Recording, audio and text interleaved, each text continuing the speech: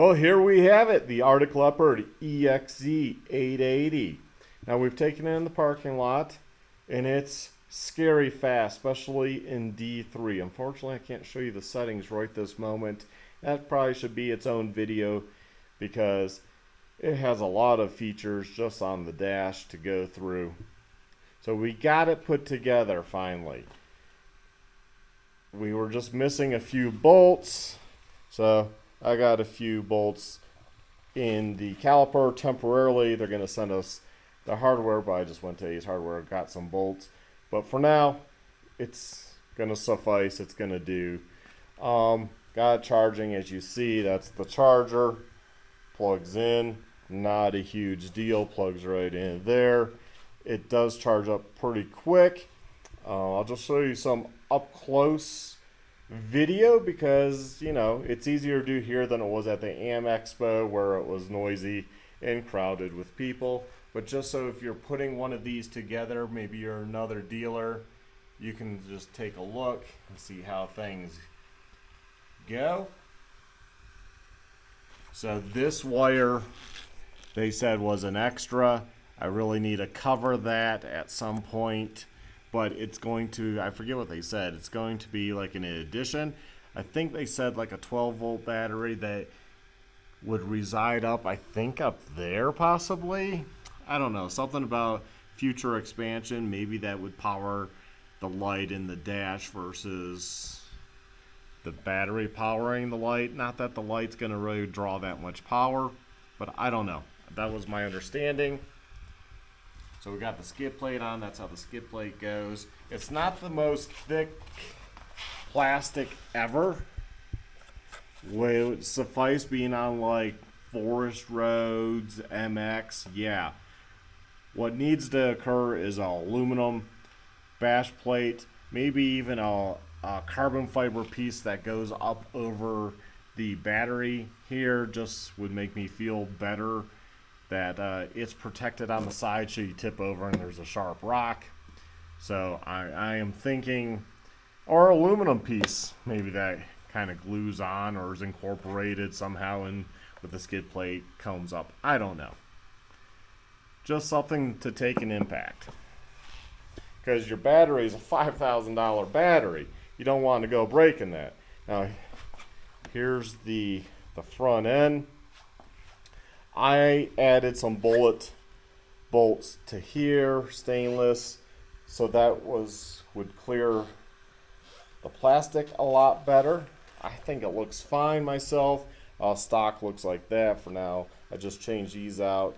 I don't know, maybe they'll end up doing some black button bolts, Allens, or Torx for this space or spot. Here's the front fender.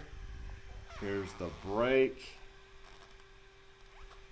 And I have mix match because I used one of the bolts from up here to go here, and then a stainless there. Could just change them both out to the stainless Allen, probably be just fine.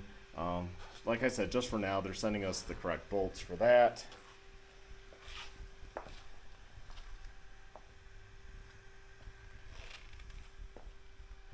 Right now, the headlight does not work. I should point that out. And that's because the wrong box was sent. They sent the older box. Not a huge deal if they're sending that. So right now, the headlight won't work until we get the box, the correct component. But that's really not a huge deal. The bike runs. And then this side, this is how all that fits in there. The foot pegs. This is how the brake goes. We're also going to be getting the correct hardware for this. I just happen to have something in my toolbox that would work for the rear brake for the time being. I know it looks like it sits really far out, and it feels like it really does, but the bike is so narrow. This is probably technically the proper position on bikes, but if you're using this in hard enduro, obviously this sticking so far out is a no-no. But so far we've tested the rear brake or engine brake setting, And that works great for their regen. So it's a regenerative brake that this lever can be programmed to, or clutch. And right now default is brake, and it works great. It locks that up, and yeah, you can lock it up even at 50%. So probably try around 25% and see how that goes. But yeah, at least on pavement, that locks up.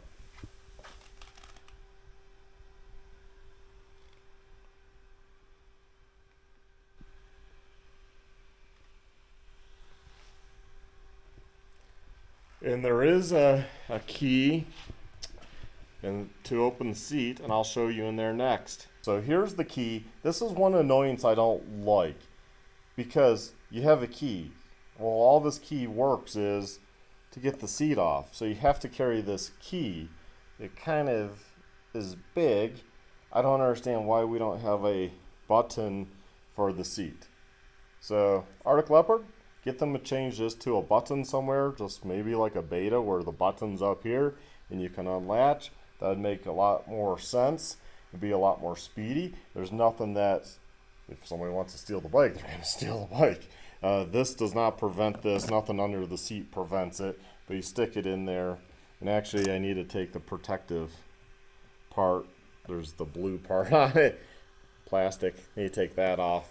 I'll probably just leave it on until it falls off. But just turn it, pop the seat then slides back and comes off. Now I don't know why Arctic Leopard went with a orange color for the red. Thought it would have been black or a mix of red, blacks, and whites to make a pattern maybe. It's a soft seat though, I'll give it that, I'll give them that. It's a soft seat, but nothing you can't fix with a seat cover. But this is underneath. You have all this space. And there's plenty of drains. Even the bolt holes have drain ports, so water gets in here, it's going to drain out. So that's kind of nice. Attention to detail on that. Yeah, it's pretty tall up in there. It's a big space. It's a big space. You could, no, I don't think that charger would fit in here. Oh no, I haven't tried it. I don't know, somebody's gonna ask. I haven't tried it, I don't think it will. Yeah, it's ungodly big, which means all the weight is down low because the battery's really the heaviest component. It is down low. So it's going to feel really nimble because it's a really skinny bike. Because nothing's really sticking out as far as like engine stuff. And the weight is down low, which is good. That's what you want. And as I said, this feature is kind of corny because, there you go. That's how it works. It's just not needed. Because if you are going to make it so this is lockable storage, like somebody's going to steal my extra pair of gloves or my rain suit, that I see that's what I would use this for.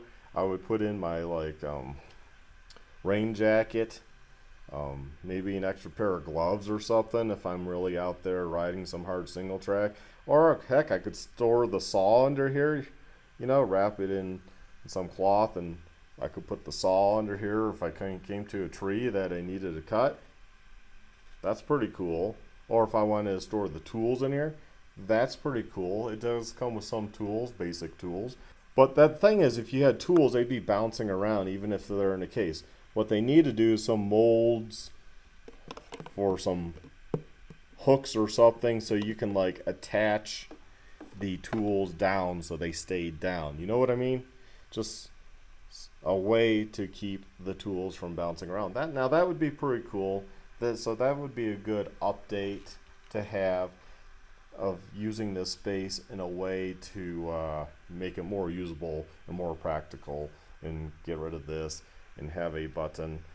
I would think like just do like Beta. I said press the button, seat can come off. Now that would be cool. That would be speedy. for some reason you need to access that compartment. Otherwise you have to hold on to this. If you're going to keep keys, then you might as well make a key on off up here. Just food for thought. So that is the bike. That is the Arctic Leopard. That is the walk around. I like the forks seem heavy duty. They come with these protectors, you know, versus you can buy these. I bought these for my Beta 300 because as these slide, it will eat away at the forks otherwise. So usually they have the clip there, but you can add these typically to bikes, and this comes with those already. So that's just kind of neat, a little extra. They do have adjustments up here, right there. You got your adjustments, air bleeder, and again over here, oop, piece of debris stuck there. I'll have to pick that out. A piece of plastic. What else? You got the controls over here. No, you got regenerative plus, minus. You got blinkers because over there they have blinkers. We don't have blinkers here. You got hazards, but we don't have hazard. Horn, we don't have horn. Reverse, you press that, and again that will be a video. You hold that, and then you can do your reverse. You got your light. You got a low beam, medium beam, and high beam. Not quite sure what that all means, of course, because we don't have the light hooked up yet. You got your gauge here with up, down, OK, return menu. Haven't really figured out what the start, engine, stop, because that doesn't do what you think it does. At least I haven't found it to do what I thought it would have done. You got your ready, park, drive, your mode, your up and down for power setting, D1, D2, D3, D3 being the most, and it is wicked fast in D3. And now you have to get the app, load the app. We're still figuring out where we get the app from. Once we get the app, instead of 30 kilowatts, then we can open it up to 37 kilowatts of power. And it's already too fast in D3. People buying Stark Vargs and 80 horsepower, you definitely do not need that at all. There is no reason to have that much power. What, to just drain the battery that much faster? I mean, that would be like having a CR500, two-stroke. What, just so you can drink the fuel that much faster? At a certain point on trails, it's just unusable power and not really needed, and most people are never going to be up in that setting anyways. So here's the bike. I figured just do a walk around and just show some things. You got screws here, there, one back up into there. And yeah, we basically built this bike. So I added a lot of grease to the axle bolts. I added to the pivot, swing arm pivot bolt. A little grease on this guy. So building the bike out of 3 boxes, you get to make sure everything's greased up, which is good. That is a good thing. Anyways, I thought this video might help you out, just so if you're wondering what it's all about, what it looks like, and you can't get down to a dealer to check one out.